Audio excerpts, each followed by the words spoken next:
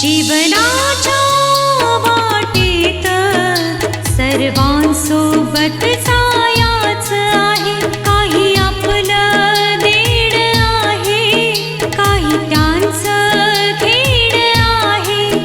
जे मिळालं सुख त्याचं काय, जे हसू हरवलं त्याचं काय. क्षण क्षण थांबून नियती घेते जीवनाची परीक्षा. परीक्षा ही परीक्षा.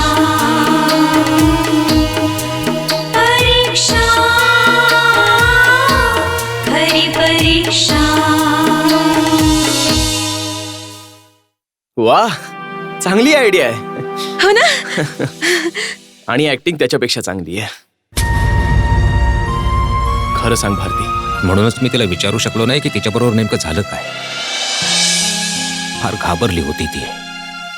घाबरून तर जाणारच ना. आहे कोण तिचं इथे? म्हणजे हे की मी माझ्या बोलण्यात गुप्ताला गुंडाळून पुढच्या आठवड्यातच त्याच्या मुलीबरोबर आपल्या आदर्शचा साखरपुडा फिक्स केलाय. नको रडूस आणि अजिबात घाबरू नकोस. बास बास, बघ तर सुंदर चेहरा कसा कोमेजलाय तो.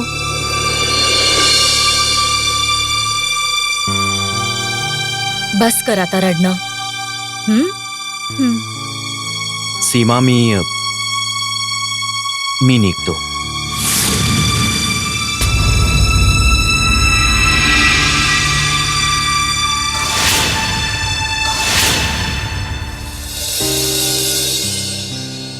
नमस्कार बेटा. नमस्कार.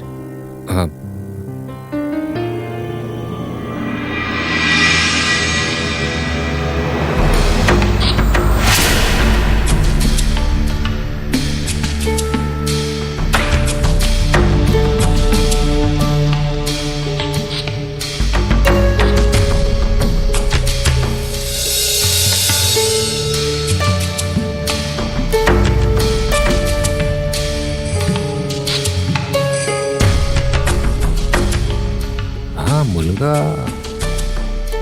मी याला कुठेतरी पाहिलंय. बेटा, हा मुलगा तुला सोडून गेलाय. हा अंकल,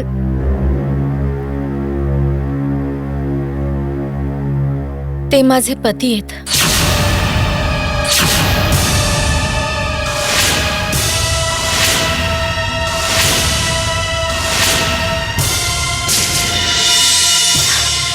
काय? ते तुझे पती होते? मग ते तुला इथे सामानासहित सोडून असे निघून गेले जसं काही त्यांची काही जबाबदारीच नाहीये? नाही आंटी, ते तर आयुष्यभर माझी जबाबदारी घ्यायला तयार आहेत. पण मलाच त्यांच्याबरोबर काही संबंध ठेवायचा नाहीये.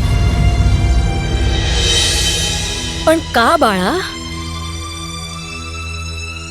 अगं, अजून तर तुझ्या वैवाहिक जीवनाला नीट सुरुवातही झालेली नाहीये आणि तू हे नातं तोडण्याचा विचार करतेस? हो आंटी, कारण माझं लग्न एक धोका होता.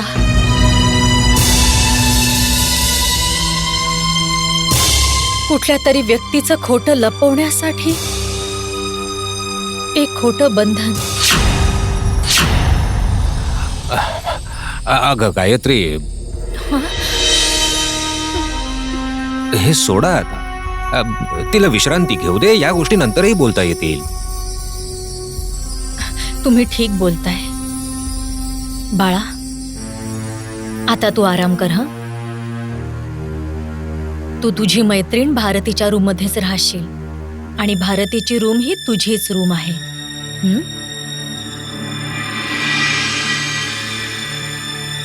भारतीची रूम जर भारती आज इथे असती तर. ओ तेरी रब ने बना दी जोड़ी, तेरी रब ने बना दी जोड़ी की तू हा कर या ना कर यारा, बोले जोगी का एक तारा. काय मस्त गाता वहिनी. आणा इकडे, मी तुम्हाला मदत करते. तू बटाटे कापणार? पण तुझ्या कॅनडात तर सर्व रेडीमेडच मिळत असेल ना? रेडीमेड मिळतं वहिनी, पण आमच्या घरात तर हातानेच सगळं करतात. हाय रब्बा, मला तर याचं टेन्शन होतं की या कॅनेडियन मुलीला भाजी कापता येईल की नाही, पण ही तर चांगलीच फास्ट आहे. म्हणजे मला तर आता या सर्व गोष्टींपासून सुटका मिळेल. हाय हाय.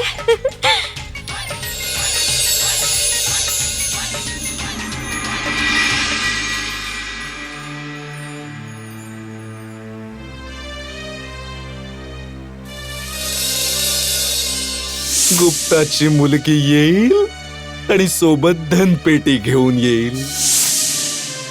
हे परमेश्वरा, हे कसं होऊ शकतं? माझ्या आदर्शची पत्नी तर भारती आहे, मग हा आदर्शचा साखरपुडा? माझा नाईलाज आहे. मी हे कोणालाच सांगू शकत नाही. अहो मम्मीजी, तुम्ही मम्मीजी पहा ना, भारती किती सुंदर बटाटे कापते ती. कोणी हिला अशी भाजी कापताना पाहिलं तर बोलेल का की ही कॅनडावरून आली आहे? अगदी इंडियन मुलीप्रमाणे हिला किचन मधली सर्व कामं येतात.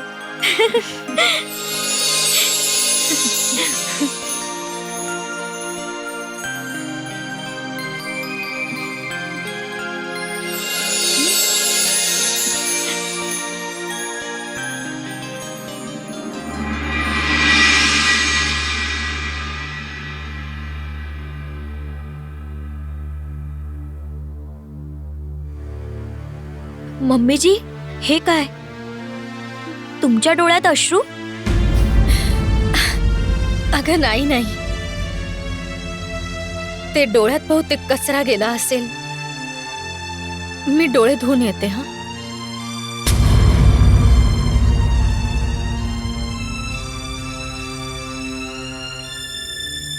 हे अचानक आंटीला काय झालं? माहित नाही भारती.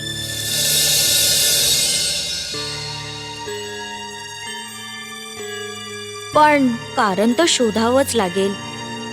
अचानक कसं असं मम्मीजींच्या डोळ्यातून अश्रू वाहू लागले? नक्कीच काहीतरी आहे. आणि ही गोष्ट कशी बाहेर काढायची हे मला चांगलंच माहीत आहे.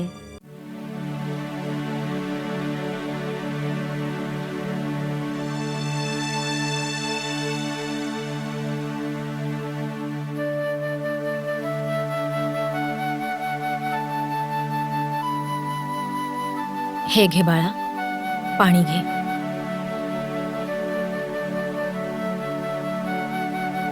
आरामात. बस, अजून नकोय?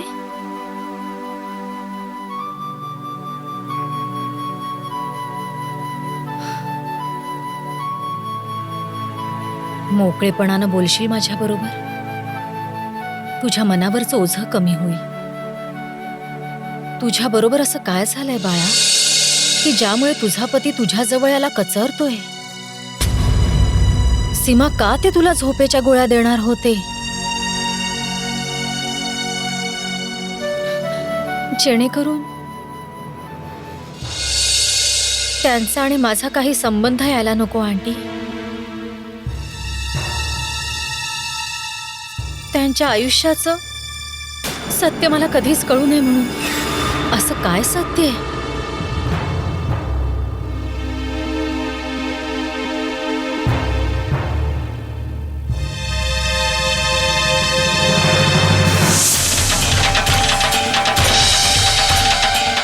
याचा अर्थ हा आहे की मी संपूर्ण पुरुष नाहीये. तुमच्या आयुष्याचं इतकं कटू सत्य, ज्यामुळे माझ्या आयुष्याचा सत्यानाश झालाय, आणि हे सगळं सांगणं तुम्हाला योग्य नाही वाटलं? सीमा, मला माफ कर. मी तुला आयुष्यात कुठलंच सुख नाही देऊ शकत. हे लग्न, हे वैवाहिक जीवन माझ्यासाठी नाहीये. मग का केलं माझ्याशी लग्न? मॉमच्या हट्टामुळे. मॉमला हे नको होतं की त्यांचा मुलगा अविवाहित राहो आणि आजूबाजूच्या लोकांनी त्याबद्दल काहीही बोलावं. कारण आमच्या घराची प्रतिष्ठा, आमचा बिझनेस, आमचं स्टेटस सगळं माझ्या नावानेच झालंय.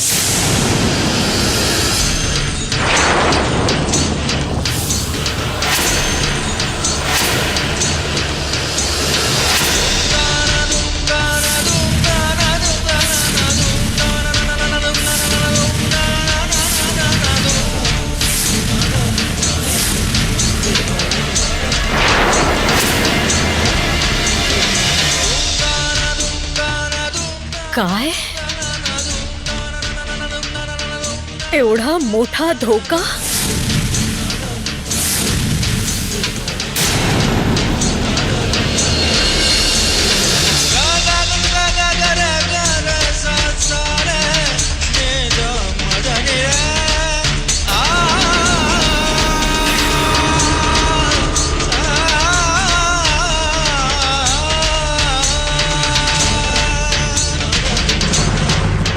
अरे देवा, आत्ता आठवलं.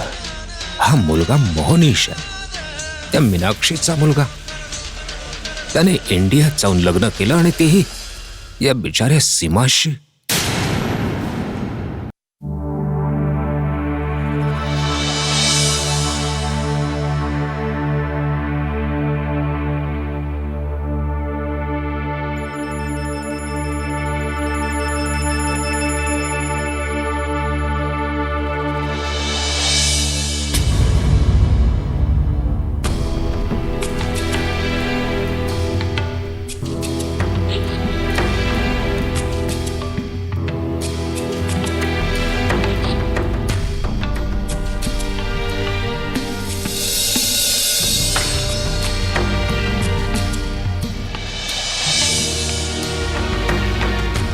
हाय हाय मम्मीजी, बस करा आता. तुम्ही ज्या गोष्टींची इतकी चिंता करत आहात ना, त्या गोष्टींमुळे तुमच्यापेक्षा दुप्पट चिंता मला लागलीये.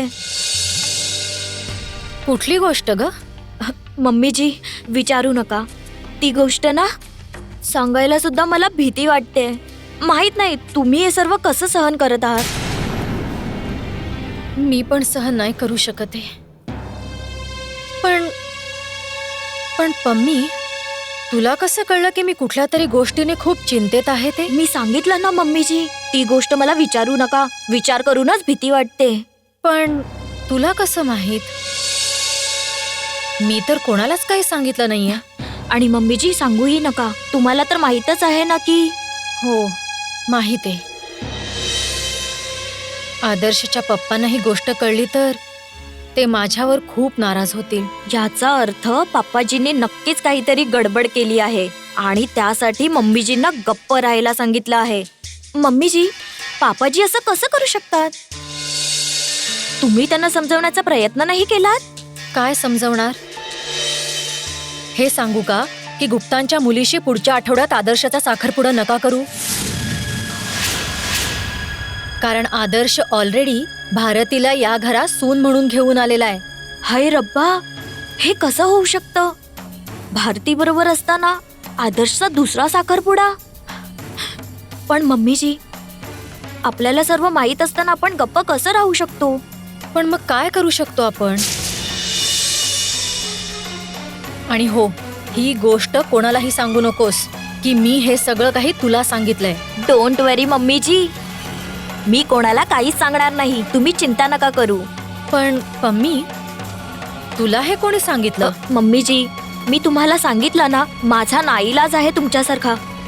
आता तर भीती फक्त याच गोष्टीची आहे की आता आपल्या आदर्शचं काय होईल. आता परमेश्वरच सोडवेल माझ्या आदर्शला या अडचणीतून.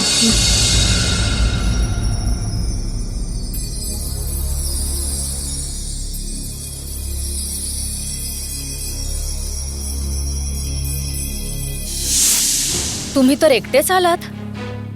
मला म्हणायचं होतं की तुमच्या बरोबर पाहुणे येणार होते ना. कुठे मोहनीश आणि त्याची आई? नाही येणार ते. म्हणजे का बेटा? पोस्टपोन झालंय का? पोस्टपोन नाही झालं, कॅन्सल झालं. ते आता नाही येणार. मीच त्यांना मनाई केलीये. Daddy, you're the sweetest daddy on this earth. याचा अर्थ तुम्हाला माझं म्हणणं पटलंय आणि मान्य आहे. Thank you so much. तुझं लग्न नक्कीच होईल, पण मोहनीश नावाच्या मुलाबरोबर मुळीच होणार नाही. आणि हा मोहनीश नावाचा मुलगा तुला पाहायलाही येणार नाही, कारण मी त्यांना या नात्यासाठी नकार देऊन आलो.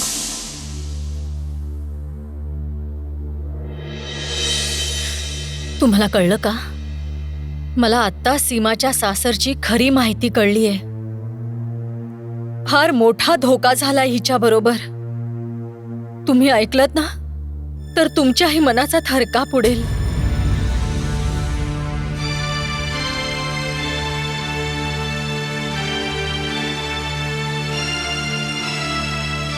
मला माहित आहे गायत्री की सीमा बरोबर कोणती घटना घडली आहे. मी तुम्हा दोघांचं बोलणं ऐकलंय. बिचारी ही मुलगी कशी फसली या धोकादायक माणसांच्या जाळ्यात. लग्नाच्या अगोदर जर मोहनीशच्या बाबतीत हिला कळलं असतं तर हिचं आयुष्य असं बर्बाद तरी झालं नसतं. गायत्री, नकळत मीही जबाबदार आहे सीमाच्या या परिस्थितीला. तुम्ही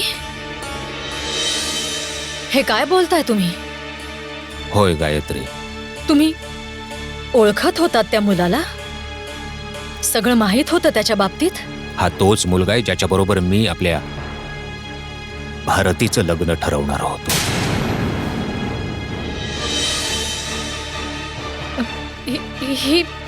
ही तीच माणसं आहेत? हे तेच स्थळे जे भारतीला पाहायला येणार होते? आणि तुम्ही त्यांना नकार दिला होतात? आम्हाला त्याचं कारणही नव्हतं सांगितलं? ही तीच माणसं आहेत? कसं सांगणार? कोणत्या तोंडाने सांगणार की भारती, मी तुझ्यासाठी जो मुलगा पसंत केलाय तो एक संपूर्ण पुरुष नाहीये? परंतु जर त्यावेळी मी तुला आणि भारतीला त्या मुलाविषयी सांगितलं असतं तर कदाचित भारती या मुलाचा फोटो पाहून सीमाचं आयुष्य बर्बाद होण्यापासून वाचवू शकली असती. हे परमेश्वरा, तुझे लाख लाख आभार आहेत. माझ्या भारतीचं आयुष्य बर्बाद होण्यापासून वाचवलंस. पण हा कोणता न्याय आहे देवा? सीमाच्या आयुष्याची बर्बादी का?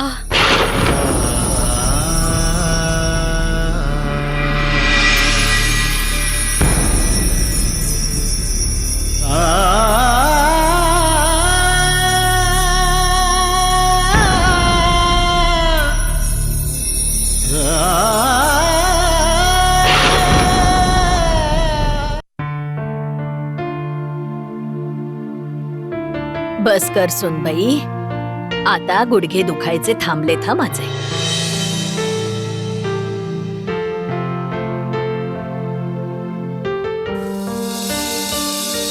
कारण मला माहित आहे, जर गुप्ताच्या मुलीबरोबर साखरपुड्याची गोष्ट या घरात सर्वांना माहीत झाली तर घरातले काहीतरी काड्या घालून हा साखरपुडा थांबवतील. आता बस झालं बेटा. गीता, अगं काय झालंय तुला? अगं लक्ष कुठे आहे तुझं? काय आई? काही नाही, काही नाही. हे बघ गीता, खोटं बोलू नकोस हा. काय गोंधळ चाललाय तुझ्या मनात? गोंधळच आहे आई. समोर नात्यांचा वणवा पेटलाय. माझ्या हातात पाणी आहे, पण मी असहाय्य आहे तो विझवण्यासाठी.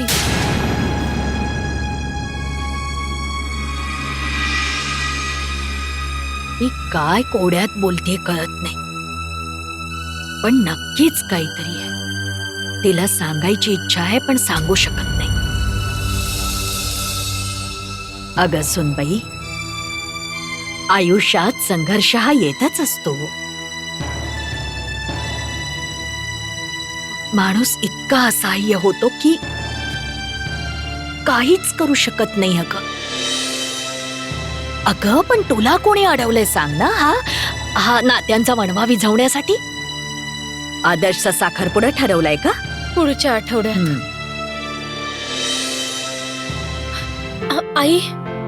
आई मी तुम्हाला काहीच नाही सांगितलं. तुम्ही कोणाला काही सांगू नका. तू नाही सांगितलंस मला, पण माझ्या हे लक्षात आलं की इतकी मोठी गोष्ट लपवलीस तू माझ्यापासून. मी काय करणार आई माझा नाईलाज होता. त्यांनीच मला सांगितलं होतं की ही गोष्ट कोणालाही कळता कामा नये.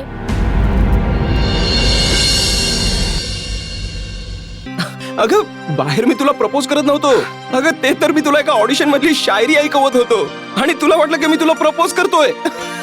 पण तुम्हाला आय लव्ह यू का म्हणालास? अगं मी तुला जी शायरी ऐकवली ना त्याचा अर्थ आपलं प्रेम व्यक्त करायचं होतं. आणि तू तर मला विचारलंस की तुझ्या या बोलण्याचा अर्थ काय आहे आदर्श. तर मी सांगितलं आय लव्ह यू. आणि तू ओ ओ ओ ओ I am so sorry. I am sorry Adarsh. माहित नाही मिसअंडरस्टँडिंग मध्ये मी काय काय विचार केला. I am really sorry. चला मिसअंडरस्टँडिंग का होईना, या निमित्ताने तुझ्या चेहऱ्यावर हसू तरी आलं.